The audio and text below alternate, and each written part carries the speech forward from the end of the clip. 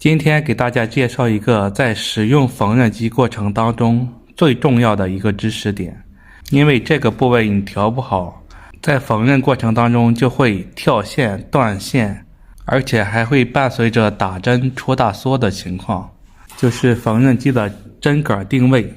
缝纫机的针杆定位说的是在缝纫机针杆打到最低的位置的时候，击针的位置。如果针杆偏高，就容易造成跳线的情况；针杆过低，就容易出现断线的情况。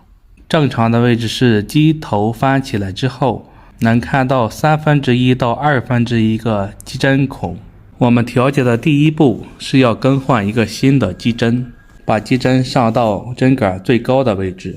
如果你击针没有上到最高的位置，那你定出来的针杆也是位置不准确的。第二步，把这个皮肚抠开，转动手轮，让击针处于最低的位置。从这个孔里面我们可以看到一颗固定螺丝，把它松开之后，针杆上下位置就能调节了。然后把机头翻起来，在击针到达最低位置的时候，从侧面看，这里能看到大半个针眼就可以了。然后把针杆固定螺丝上紧，把皮肚安好就可以了。这就是工业缝纫机针杆定位的调节方法，你学会了吗？